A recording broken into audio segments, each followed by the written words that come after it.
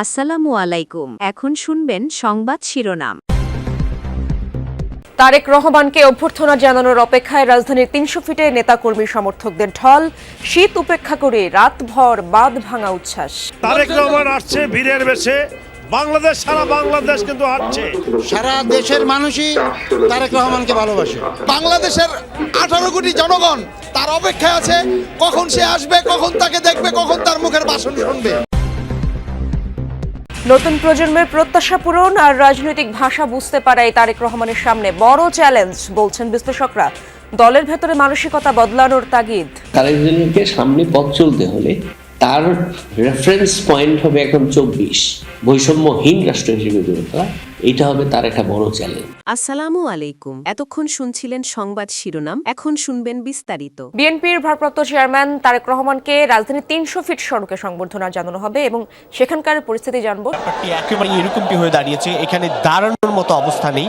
এত বিপুল সংখ্যক নেতাকর্মীর সমাগম ইতোমধ্যেই ঘটে গিয়েছে।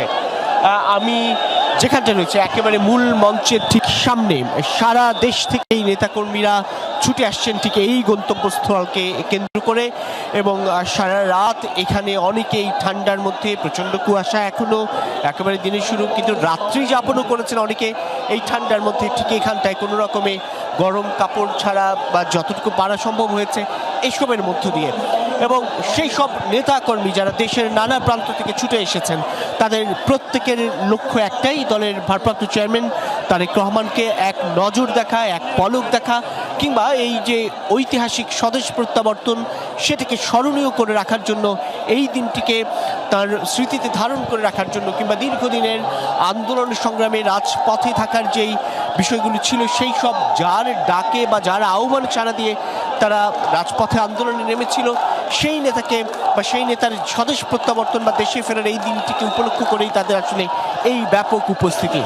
মঞ্চ প্রস্তুত এবং রাজধানীর ৩০০ ফিট এই যে সড়ক, পুরো বিস্তৃত সড়ক জুড়েই আসলে ইতিমধ্যেই নেতাকর্মীদের এই ব্যাপক উপস্থিতি।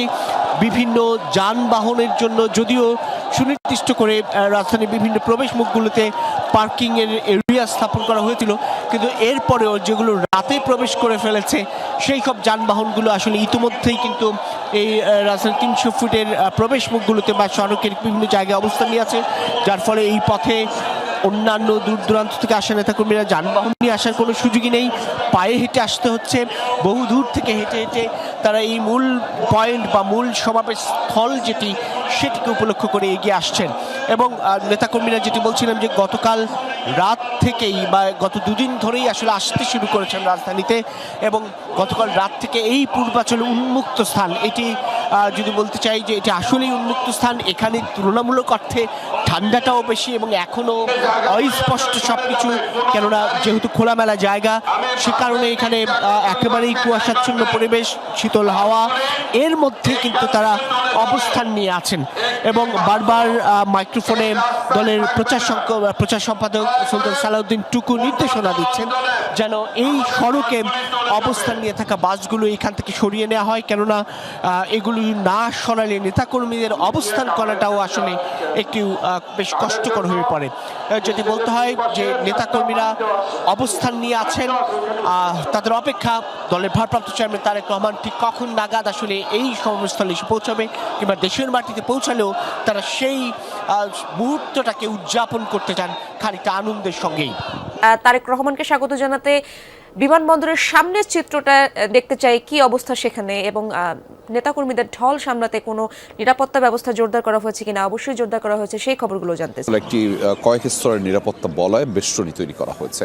আমি যদি বলি যে বেশ কয়েকটি বাহিনীর সমন্বয়, এবং সেটি হচ্ছে তার মধ্যে বাংলাদেশ পুলিশ, বাংলাদেশ সেনাবাহিনী, বর্ডার গার্ড বাংলাদেশ, এছাড়া এপিবিএন এর সদস্যরা, তারাও কিন্তু ইতিমধ্যে তাদের যে অবস্থান পুরো সড়ক জুড়ে সেটি ইতিমধ্যে নিয়ে গেছেন। এবং আপনি জানেন যে মূলত আর ৪ ঘন্টারও কম সময় বাকি আছে, কিন্তু তারও আগে এখানে বিশেষ যে নিরাপত্তা বলয়টি, সেটি বিভিন্ন বাহিনীর সমন্বয়ে কিন্তু গঠন করা হয়েছে, এবং তারা ইতিমধ্যে রাস্তায় রাস্তায় বিভিন্ন সড়কে তারা কিন্তু তাদের অবস্থানটি নিয়েছেন। এবং তারা এই যে সামনের যে ৪ থেকে ৫ ঘন্টা মূলত এই গাড়িবহরকে নিরাপদে রাখবার জন্য মূলত কিংবা একই সাথে এখানে নেতাকর্মীদের যেন কোনো ধরনের প্রবেশ না ঘটে সেই ব্যবস্থা যেটা বিমানবন্দর কর্তৃপক্ষ থেকে করা হয়েছে।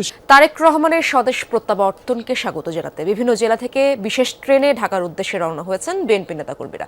ভোর 5টায় নেতাকর্মীদের বহনকারী বিশেষ ট্রেনে খুলনা ত্যাগ করে আনন্দমুখর পরিবেশে শীত উপেক্ষা করে ঢাকার উদ্দেশ্যে রওনা হয়েছেন তারা। প্রিয় নেতাকে এক নজর দেখা ও তার বক্তব্য শুনতে উদ্গ্রীব বিএনপির কর্মী সমর্থকরা। গতকাল থেকে বাস, রেল সহ বিভিন্ন উপায়ে রাজধানীর অভিমুখে আসতে শুরু করেন তারা। টাঙ্গাইল সদরসহ জেলার 12 উপজেলা থেকে অন্তত 60,000 নেতাকর্মী আসছেন ঢাকায়। সকাল 6:55 টাঙ্গাইল রেলওয়ে স্টেশন থেকে একটি স্পেশাল ট্রেন ঢাকার উদ্দেশ্যে যাত্রা শুরু করে।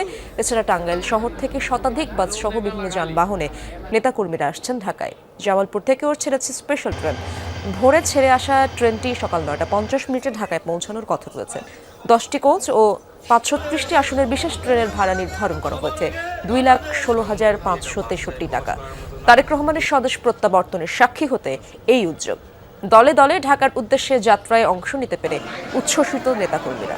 তারেক রহমান ফিরে আসবে ফিরে বাংলাদেশে, এই কথাগুলো আমরা বলে গেছি। এটা অনুভূতিটা এখন বাস্তবে রূপান্তরিত হচ্ছে, সেই জন্য আমাদের অনুভূতিটা মানে বলে প্রকাশ করার মতো না। এই ট্রেনে যারা যাত্রী আছে সবাই রাত্রি জেগে অধীর আগ্রহে অপেক্ষমান কখন প্রিয় নেতাকে এক নজর দেখবে। দেখি যে ঠিক খিলক্ষেত ফুটওভার ব্রিজ যেখানে আছি আমরা, সেখানে আইন শৃঙ্খলা বাহিনী তারা কড়া নির্দেশনা দিয়ে দিয়েছেন যে কিছুক্ষণের মধ্যে এখান থেকে নামতে হবে এবং এখানে জনসাধারণের প্রবেশ কিংবা রাস্তা পারাপার অলরেডি বন্ধ করে দেওয়া হয়েছে। আমি রাস্তার দুপাশে একটু দেখানোর চেষ্টা করব, বিশেষ করে এয়ারপোর্ট থেকে যে রোডটা চলে গেছে কুড়িল কিংবা 300 ফিট অভিমুখে, সেখানকার এই মুহূর্তের অবস্থা। রাস্তার চারপাশে তো আপনি অবশ্যই দেখতে পাচ্ছেন যে কর্মী যারা রয়েছেন বিএনপির, বাংলাদেশ জাতীয়তাবাদী দলের, তারা ভিড় করে আছেন। তারা আমন্ত্রণ জানানোর জন্য কিংবা বরণ করে নেওয়ার জন্য প্রস্তুত আছেন। কিন্তু রাস্তায় যে বাস কিংবা ব্যক্তিগত গাড়ি সেগুলো একটু ধীরে ধীরেই চলছে, কারণ রাস্তা মোটামুটি স্টাক হয়েই আছে। এখান থেকেই আসলে যাওয়ার কথা এয়ারপোর্ট থেকে, এবং সেখানে স্বেচ্ছাসেবক দল আপনি বাড্ডা থানা থেকে শুরু করে যদি বলেন যে মিরপুর কিংবা এই খিলক্ষেত ঢাকা মহানগর উত্তর স্বেচ্ছাসেবক দলের ব্যানার থেকে শুরু করে এরকম সব যে অঙ্গ সংগঠন রয়েছে তারা এই ঐতিহাসিক স্বদেশ প্রত্যাবর্তন তারেক রহমান বিএনপির ভারপ্রাপ্ত চেয়ারম্যান তারকে বরণ করে নেওয়ার জন্য প্রস্তুত রয়েছেন। আইন শৃঙ্খলা বাহিনী অনেক বেশি তৎপর এবং সিকিউরিটির কারণে অবশ্যই এই ফুটওভার ব্রিজও আমাদের ত্যাগ করতে হবে। তবে তার আগে আমরা জানাতে চাই যমুনা টেলিভিশনের দর্শকদের এ এক ঐতিহাসিক দিনই বটে।